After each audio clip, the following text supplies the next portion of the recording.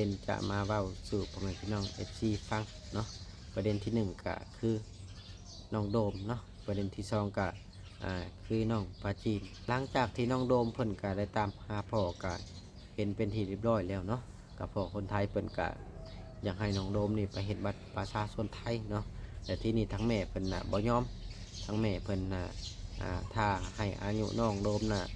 ถึง18 ปีจึงจะอนุญาตให้น้องโดมไปเฮ็ดบัตรประชาชนไทยถ้าว่าอายุฮอด18 ปีมันก็ค่อนข้างจะยากอะไรพี่น้องเนาะถ้าว่าไปเฮ็ดอะไรก็ต้องตรวจ DNA กับประเด็นที่2ก็คือน้องปาจีนนี่แหละเนาะกำลังจากที่มีผู้ใหญ่ใจดีฝากเงินมาให้ทั้งน้องเห็นบัตรสปอร์ตเพื่อไปหาพ่อที่เป็นคนไทยเนาะแต่หลังจากที่เมื่อวานนี้บ่เอ็นได้เดินทางออกไปหาทั้งน้องเพิ่นก็ได้ถามว่าทั้งน้องปาจีนน่ะได้เห็นบัตรสปอร์ตแล้วบ่ทางน้องเพิ่นก็ตอบเข้ามาว่าทางน้องน่ะเปลี่ยนใจแล้วบ่ไปหาพ่อที่เป็นคนไทยหลังจากที่บ่เอ็นได้ประกาศตามหาพ่อเพิ่นน่ะบ่แม่นว่าเดี๋ยวนี้นะพี่น้องเนาะจนที่เข้า2 ปีแล้วทางพ่อเพิ่นว่าบ่มีเวลาคุยกับลูกสาวนะพี่น้องเนาะค่าเฮ็ดเวียกถ้าว่าคนเฮานะพี่น้องเนาะในความคิดของบ่เอ็นถ้าคนที่แบบว่าเขาอยากเว้าน้ำลูกหรือว่าคนที่เขาหักลูกเวลาแค่อันนิดหน่อยนะพี่น้องคนเฮามันต้องมีเวลาให้ลูกนะเพราะว่าน้องปาจีนนี่ยังบ่ได้เว้ากับพ่อแล้วก็ยังบ่ได้เห็นหน้าพ่อนะพี่น้องเห็นแต่รูปที่บ่เอ็นให้ทั้งน้องเพิ่นเบิ่งนั่นแหละจนถ้าปัจจุบันนี่ก็ยังบ่ได้คุยกับพ่อเลยมันก็เลยเฮ็ดให้น้องปาจีนนี่ในความคิดของน้องเพิ่นก็เลยแบบว่าเพิ่นแฮงบ่มีความผูกพันอีหยังกับพ่อแบบว่าพ่อก็แค่พ่อที่ให้กำเนิดซื่อพ่อบ่ได้เลี้ยง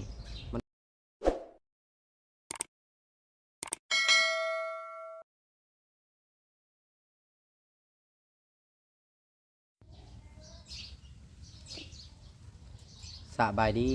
สวัสดีพ่อแม่พี่น้อง FC เบิดสุขุสู่คนไว้เป็นฝั่งไทยฝั่งลาวหรือว่าสิเป็นทางต่างประเทศก็ยินดีต้อนรับเข้าสู่ช่อง YouTube เบาเอ็นสตูดิโอหรือว่า Facebook Fanpage เบาเอ็นอีกแล้วเอาพี่น้องเสือกเปิดภาพมาตอนนี้ก็ยังอยู่เฮือนอยู่ซ่านอีกคือเก่าเด้อพี่น้องเอ้ยปัจจุบันนี้เบาเอ็นกับบ่ฮู้ว่าสิไปถ่ายคลิปทางใดนั่นแหละเนาะเนื่องจากว่าบทไปถ่ายกับไกลหลังจากที่ถ่ายมาแล้วก็บ่มียอดวิวอีกนะพี่น้องเนาะก็เฮ็ดให้เบาเอ็นนี่ท้อถอยเนาะพี่น้องเนาะก็บ่ฮู้ว่าสิรอดหรือว่าจังไดเนาะถ้าว่าบ่รอดก็อาจจะย่าอะไรเนาะพี่น้องเนาะก็อาจจะถ่ายวิถีชีวิตอยู่เฮือนอยู่ซ่านกินข้าวกินน้ำไปนี่แหละเฮ็ดจังได๋ถ้ามันบ่รอดเนาะพี่น้องเนาะก็คือการที่เฮาไปเฮาก็ต้องใส่งบประมาณใส่น้ำมูกน้ำมันหลายๆสิ่งหลายๆอย่างเนาะพี่น้องบ่แม่นว่าสิไปแหละไปซื่อๆเฮาก็ต้องมีค่าใช้จ่ายจังซั่นจังซี่เนาะในเมื่อไปถ่ายมันบ่มียอดวิวเฮาก็ถอยได้พี่น้องเอ้ยจังได้แน่ครอบครัวเฮือนซ่านเฮาออกไปถ่ายคลิปไปใส่กันย้อนว่าจะได้เงินจะได้คำมาใช้นี่แหละพี่น้องเอ้ยก็แม่นอยู่ว่าไปซอยคนทุกข์คนยากคนที่ยากจนกว่าเฮาแต่ว่าเฮาก็มีภาระคือกันนะพี่น้องเนาะเบิ่งวิวส่องอ้ายเพิ่นโว้คือจังหวะลายกระโดดน้องพี่น้องเนาะเป็นหมื่นเป็นแสนแต่มาเบิ่งใส่วิวตัวเองเนี่ยโอ้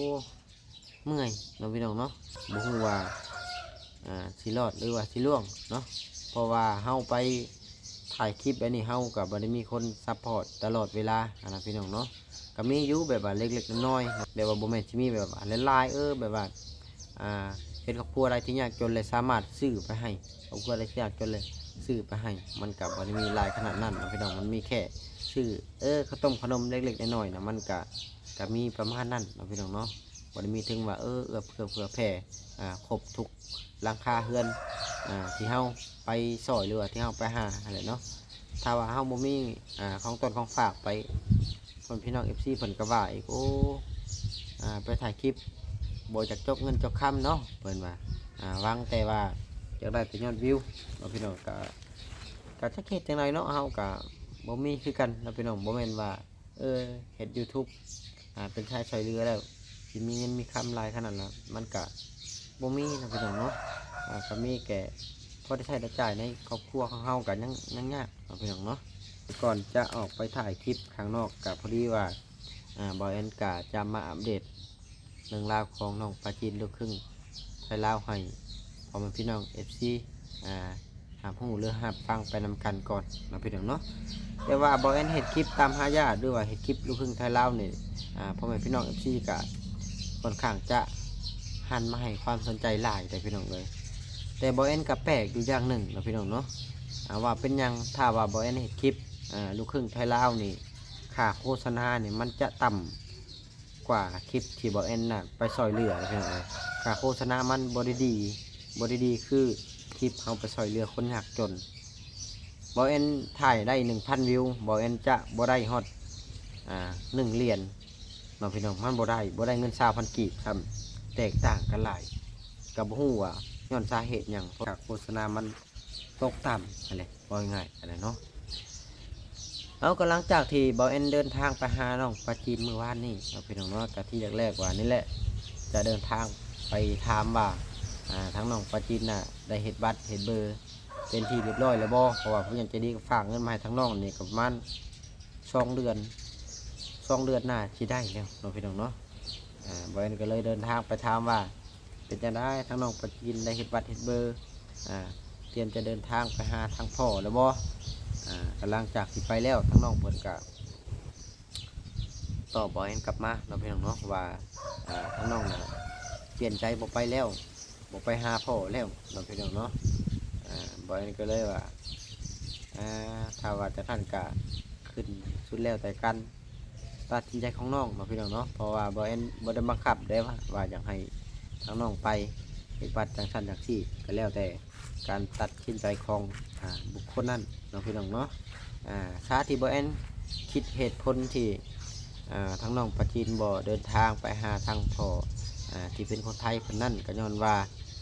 เด็กน้อยหนึ่งมามันบ่มีความผูกพันแค่พ่อผู้ที่ให้กำเนิดเราพี่น้องเนาะเพิ่นบ่เลี้ยงทั้งน้องมันก็เลยเฮ็ดให้บ่มีความผูกพันเวลาสิ่งหลายอย่างเลยนะพี่น้องเนาะแต่ว่าพ่อที่บ่แม่นพ่อแท้ๆพัดเลี้ยงน้องตั้งแต่น้อยตั้งแต่แม่วันเอาเพิ่นกลับมาจากฝั่งไทยเลี้ยงเพิ่นจนอายุฮอด14 ปีมันก็เลยเฮ็ดให้ทั้งน้องนี่อาจจะแพงพ่อเลี้ยงนี่หลายกว่าเราพี่น้องบ่เอ็นก็จนได้ถามว่าระหว่างพ่อผู้กำเนิดกับพ่อเลี้ยงนี่น้องสิเลือกผู้ใดน้องว่าเลือกพ่อเลี้ยงเราพี่น้องเนาะเหตุผลที่น้องอาจจะเลือกพ่อเลี้ยงนี่ก็ย้อนว่าเพิ่นอยู่นำกันตลอดเวลามีหยังพ่อเหมือนกับแพงกระแบ่งหักคือลูกของเราแท้ๆอะไรน้องพี่น้องเนาะเหตุผลที่2น้องพี่น้องเนาะกำลังจากที่บอแอนตามหาพ่อน้องปลาจีนเห็นกะบอกว่าเห็นเดียวนี่แต่พี่น้องเห็นตั้งแต่ดนที่เข้า2 ปีแล้วน้องพี่น้องเนาะหลังจากที่น้องปลาจีนเห็นทางพ่อนะทางน้องก็ยังไม่ได้ว่าพ่อจะคำเลยพี่น้องเลยบอกว่าเพิ่นจะได้คุยกันคือหลังจากเทศแล้วน้องปลาจีนเนี่ยก็ได้คุยแต่กับอ้ายกับปู่น้องพี่น้องกับอ้ายกับปู่แต่ว่ากับพ่อเพิ่นนะเพิ่นก็ยังบ่ได้คุยเลยก็ยังบ่ได้เห็นหน้าพ่ออีกเนาะก็มีแต่ว่าเห็นในรูปน้อยๆที่บอเอ็นเอาขึ้นให้เลยน้องพี่น้องเห็นเท่านั้นแหละทั้งน้องเพิ่นนะยังบ่ได้เห็นพ่อเลยน้องเพิ่นก็เคยโทรไปหาพ่อแล้วแต่พ่อก็ตอบกลับมาว่าบ่ว่างบ่มีเวลาคุยว่าคนเฮาเนาะพี่น้องเนาะอันนี้เว้าในความคิดของเขาเองเนาะถ้าคนที่เขาหักลูกแท้ๆนะอย่างน้อยมันต้องมีเวลาให้แหละปะคนอีกยังจะบ่มีเวลาจากดีนะพี่น้องเนาะเวลาน้อยหนึ่งก็จะบ่มีแต่ว่าทำงานอันนี้ก็เลยเฮ็ดให้แบบว่าน้องเพิ่นก็เลยบ่มีความผูกพันนั่นแหละทั้งพ่อก็แบบว่าบ่ใส่ใจลูกอะไรว่าง่ายกันเนาะพี่น้องเนาะว่าง่ายก็คิดคล้ายๆแบบว่าพ่อก็คิดว่าถ้าเฮ็ดน้องปลาจีนก็ถือว่าลูกพี่น้องถ้าว่าบ่เห็นก็อาจจะบ่ได้นับถือว่าลูกอะไรเนาะก็ต่างคนต่างมีความผูกพันอยู่ไผอยู่มันเพราะว่าแม่น้องปลาจีนก็เคยได้เว้าแล้วว่าพอน้องปลาจีนนี่เพิ่นเป็นเสื้อชาติจีนอะไรเนาะพี่น้องเนาะเพิ่นว่าเพิ่นแพงตั้งแต่ลูกผู้ชายแต่ว่าลูกผู้หญิงน่ะเพิ่นบ่แพงเนาะอันนี้ก็บ่แม่นว่าความจริงหรือบ่หรือว่าจังไดเฮาก็ยังบ่ฮู้เนาะพี่น้องเฮาก็มีแต่ว่าเว้าตาม เหตุผลที่ทั้งแม่น้องปะจีนว่าสู่ฟังนั่นแหละถ้าก็บอกเข้าใจดอกบางทีมันก็อาจจะมีเหตุผลบางทีเฮาก็ยังสรุปแทนบ่ได้แต่ว่าเฮาก็เว้าตามที่เพิ่นว่ามาอันนี้ก็เนาะให้เหมือนเป็นทางเลือกของน้องเพิ่นแล้วเพิ่นก็จักคิดว่าจังไดเนาะทางเฮาก็ช่วยก็เต็มที่แล้วได้พี่น้องบ่แม่นว่าเฮาสิบ่ช่วยเนาะแต่ว่ามันก็ขึ้นทางเลือกของไปของมันนั่นแหละเนาะเฮาก็สิเว้าหลังหลายก็บ่ได้มันเป็นเรื่องครอบครัวของเขาเฮาสิว่ามันไปมันก็สิบ่ดีนั่นแหละก็สุดแล้วแต่ให้มันเนาะพี่น้องเนาะก็ FC หลายคนก็ว่าโอ้กระท่านบ่เอ็นก็ย่าซาเพิ่นว่าเฮ็ดคลิปตามหาญาตินี่เฮ็ดครอบครัวใดก็บ่เห็นว่าสิสมหวังเพิ่นว่ามีแต่ว่าพ่อแล้วก็อยู่ให้เซออยู่บางคนก็พ่อแล้วก็อยากได้เงินได้คำกับมีเนาะพี่น้องเนาะอันนี้เฮาก็บ่จักแน่สิว่าเนาะยังหลายดอกพี่น้องก็มาอธิบายเล็กๆน้อยๆเพราะว่า FC เพิ่นก็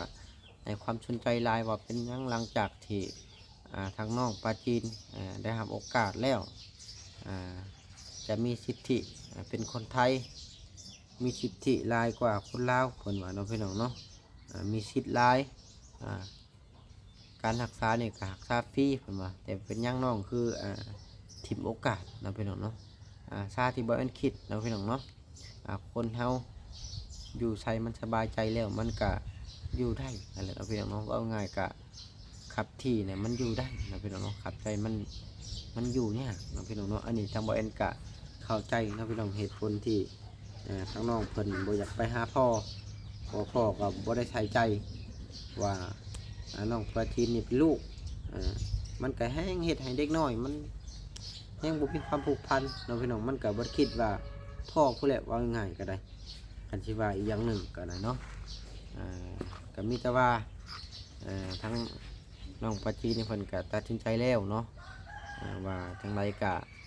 บ่ไปน้องพี่น้องเนาะจังไดบ่เอ็นก็ขอโทษขออภัยนำพ่อแม่พี่น้อง FC หลายๆที่รอรุ่นลูกครึ่งไทยลาวมาตลอดว่าสิได้ไปเฮ็ดบัตรประชาชนไทยมีสิทธิคือคนไทยนั่นแหละเนาะก็มีเคสของน้องโดมกับน้องปาจีนนี่แหละเราพี่น้องเนาะก็น่าจะสละสิทธิ์เบิดช่องเคสอะไรเราพี่น้องเนาะเพราะว่าทั้งแม่ของน้องโดมเพิ่นก็บ่ให้ทั้งน้องโดมน่ะไปถ้าว่าอายุฮอด18 ปีเพิ่นจึงอนุญาตว่าให้ทั้งน้องโดมนี่ไปได้เราพี่น้องเนาะแต่ว่าเพื่ออายุฮอด18 ปีนี่มันก็น่าจะมีการตรวจ DNA หลายๆสิ่งหลายอย่างเราพี่น้องเนาะก็น่าจะยากเกินไปคือตอนนี้อายุฮอด13 ปีนะอีก2 ปีนะน้องโดมก็น่าจะเบิดกฎเกณฑ์แบบว่าเฮ็ดบัตรประชาชนไทยแบบว่าบริตรวจ DNA นั่นแหละหลังจากนั้นก็น่าจะในตัว DNA ก็อันนี้มันก็ขึ้นกับสุดแล้วแต่ทั้งแม่เพิ่นเอาไปเนาะเป็นทางเลือกของไปมันเท่ากับบังคับว่าได้อีกอันนี้กันเนาะปัจจุบันอะไรเนาะปัจจุบันนี้บ่เอ็นกะบ่ฮู้ว่าสิไปถ่ายคลิปทางไหนพี่น้องเอ้ยไปถ่ายคลิปทางไหนกะยอดวิวกะคือพ่อแม่พี่น้อง FC เห็นนั่นแหละมันบ่ขึ้นพี่น้องเนาะก็บ่ฮู้ว่าเป็นหยังพ่อแม่พี่น้อง FC บ่ชื่นชอบบ่หรือว่าคลิปมันบ่เด้งไปให้ FC เบิ่งบ่น้องพี่น้องเนาะถ้าว่าอยากเห็นบ่เอ็นเฮ็ดคลิปไปเรื่อยก็จังไดก็ฝากกดไลค์กดแชร์ให้เด้อพี่น้องเอ้ยฝากเบิ่งให้แน่ ถ้าว่าบ่เบิ่งนี่บ่มีเงินใส่น้ำมันไปเด้อพี่น้องเอ้ยยอมคือกันในตัวนี้บ่เอ็นก็ได้เนาะสำหรับคลิปนี้ก็บ่มีหยังหลายเด้อพี่น้องเอ้ยหลังจากที่นี่แหละอธิบายเล็กๆน้อยๆบ่เอ็นก็ที่ออกไปหาเลาะๆเบิ่งบริเวณใกล้นี่เลยเนาะถ้าว่าไปไกลเฮาก็บ่มีเงินมีคำเราพี่น้องถ้าว่าไปไกลอีหลีก็ได้ปัจจุบันนี้ก็ยังถอยเลยได้บ่ฮู้ว่าสิรอดหรือว่าสิล่วงอันนี้เฮาก็ยังบ่ฮู้พี่น้องเนาะจากนั้นก็ฝากเป็นกำลังใจให้คือเก่าเด้อพี่น้องอย่าพาเบื่ออย่าเบ้าหน้าแล้วเด้อเห็นว่าก็ได้เนาะฝากเบิ่งให้แน่พอได้ค่าน้ำมันเดินทางไปให้พี่น้อง FC รับชมคลิปนี่แหละเนาะสำหรับคลิปนี้กับบุญยังลายก็จะขอโตจบคลิปก่อนไว้พอกันคลิปหน้าคลิปใน EP หน้า EP ในเด้อพี่น้อง ขอตัวลาพี่น้อง FC ไปก่อนอีวีแมงบัดสุขุสุขคน